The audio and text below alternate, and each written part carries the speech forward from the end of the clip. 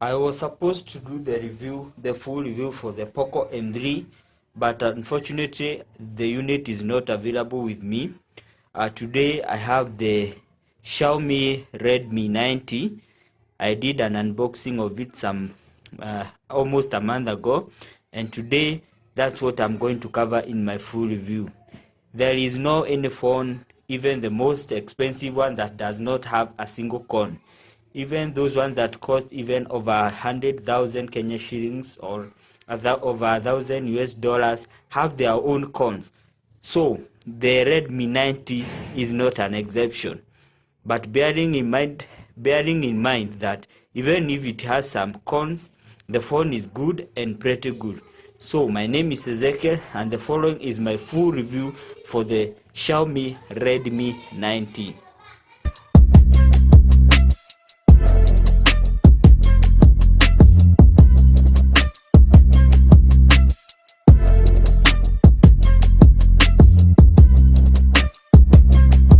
So this is the phone with me here.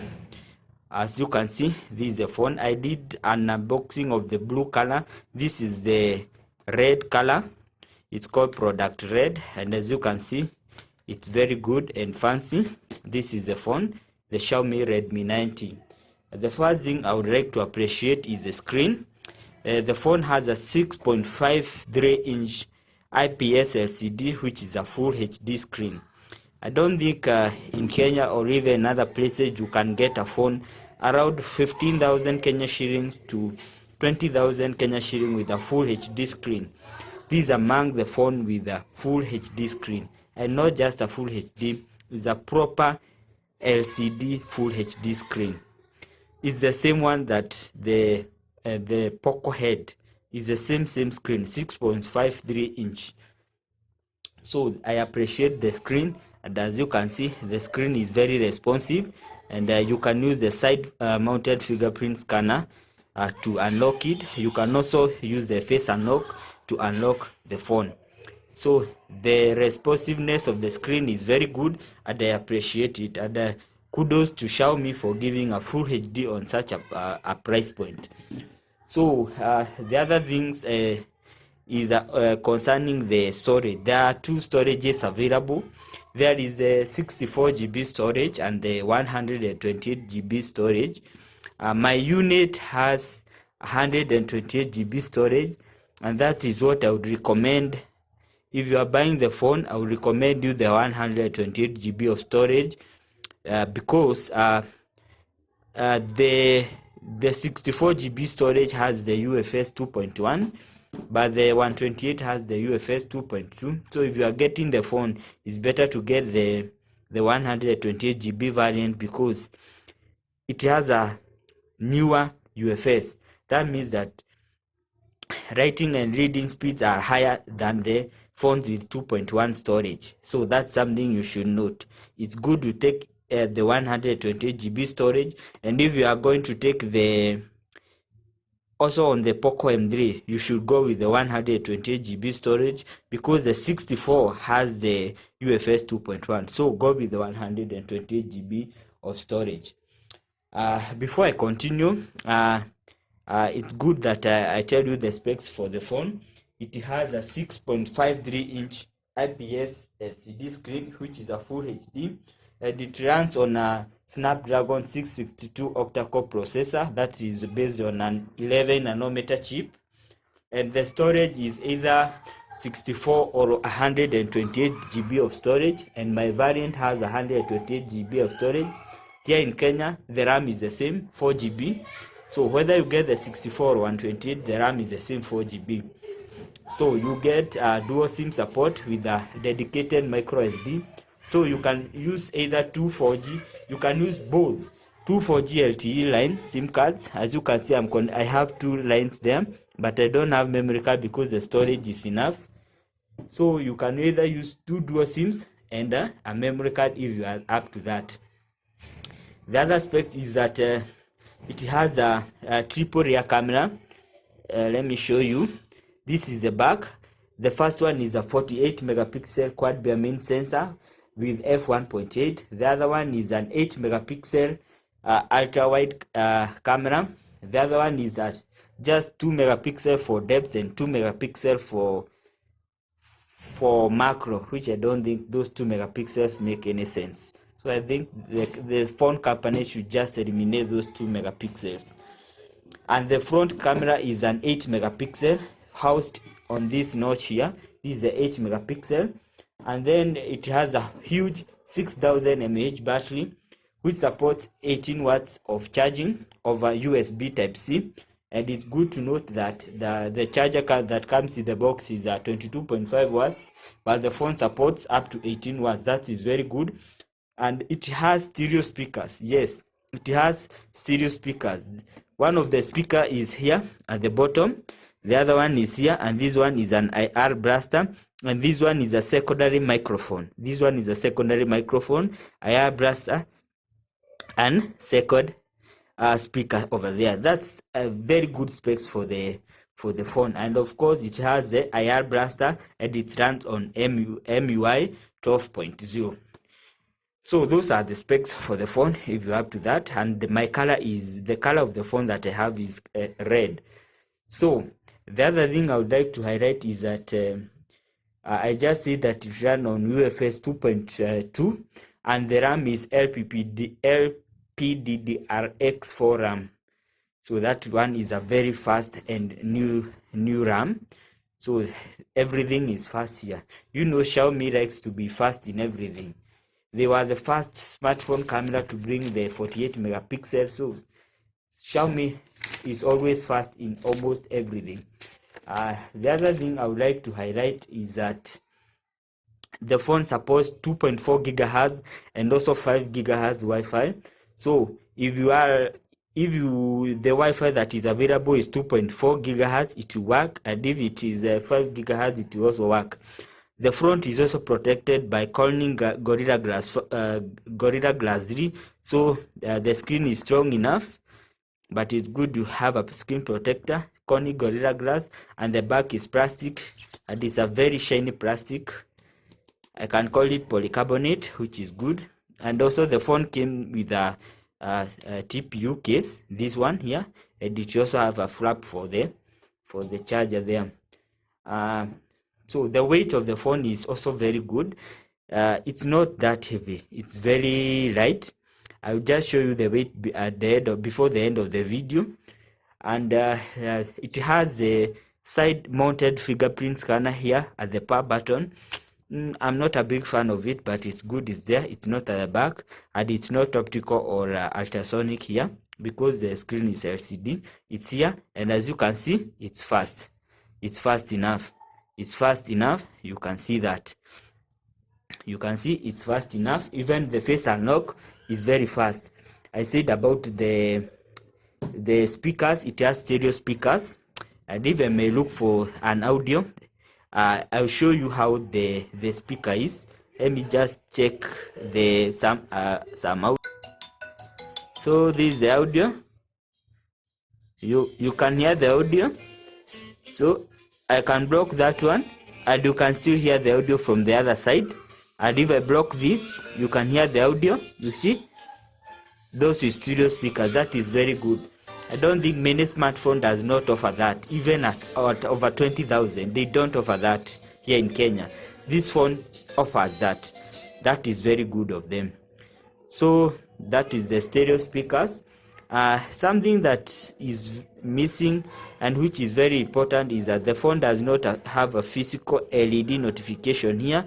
So when you have a missed calls, a message, WhatsApp messages, or any other message, you have to manually unlock the phone. So that one is a con, but you can stay without that one if that one does not matter to you.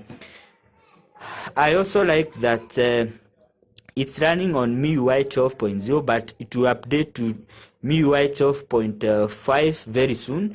I like that on the left you have the Google Pen. It does not give those funny pens on the left, so it's good that it has Google Pen on the left.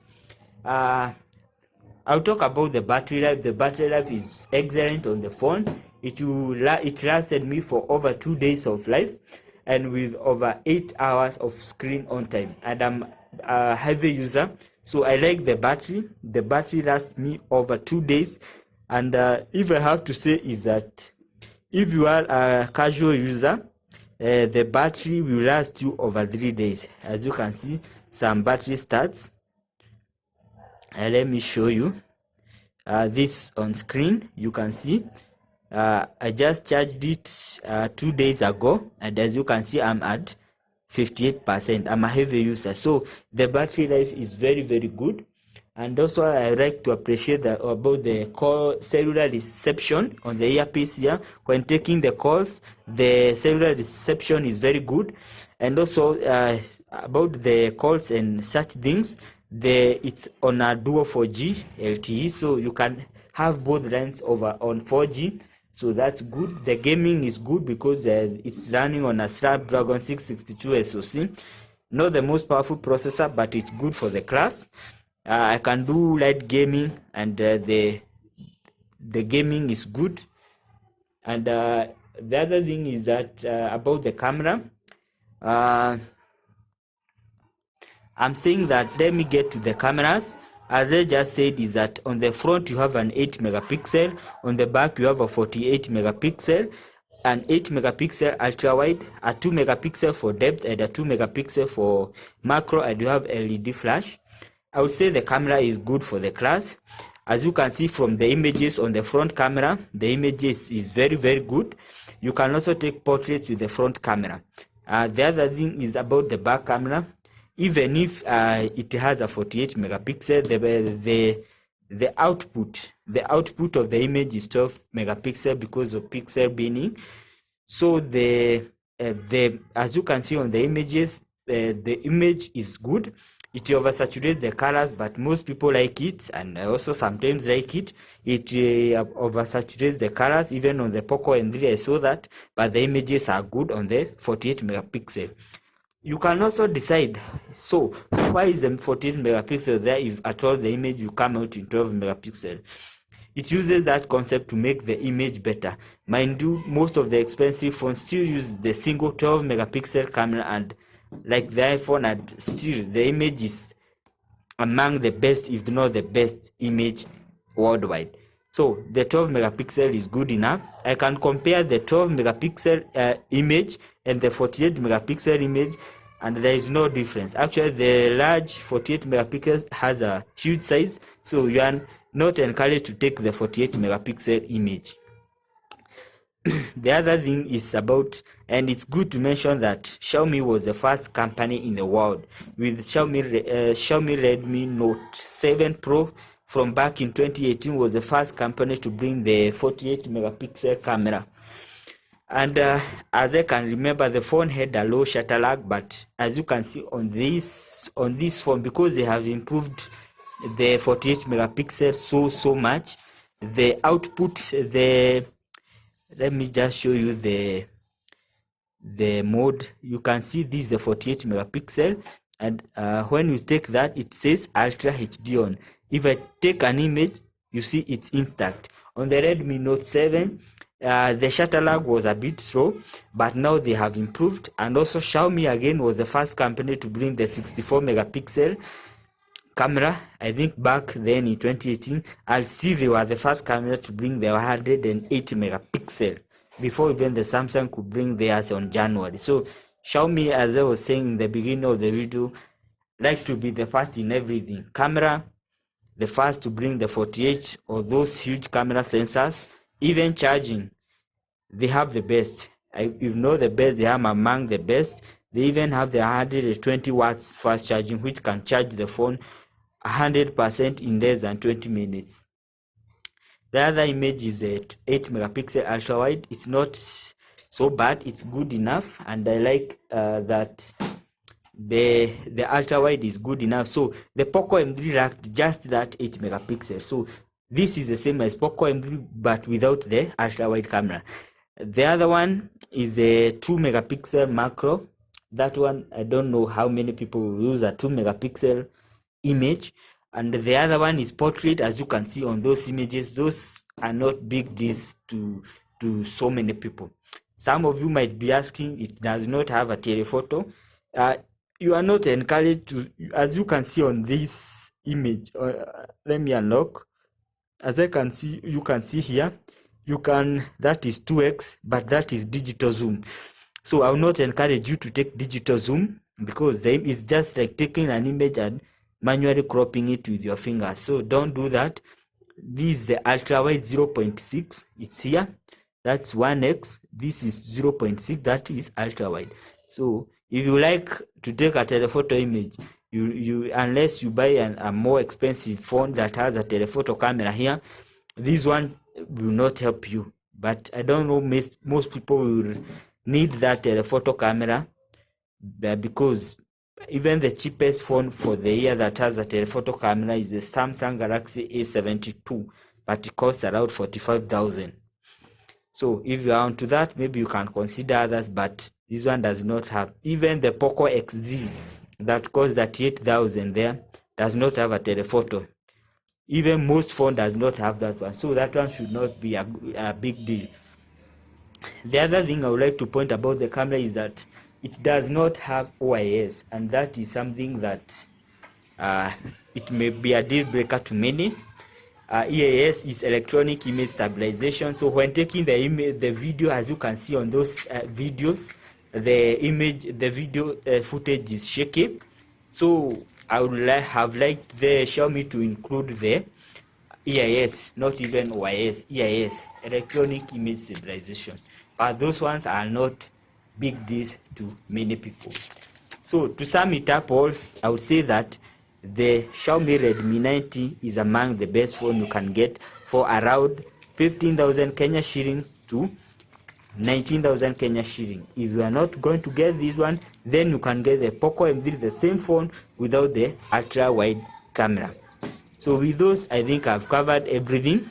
If you have any question, you can post them in the comment section below, and I'll try to answer them, and I will include that one maybe on a future video. If I get the POCO M3 review unit, the retail unit, I will be doing its full review very soon, and I'll tell you how the phone fares. So thank you for watching this video. Please subscribe for more and share the video, and I'll see you on my next one.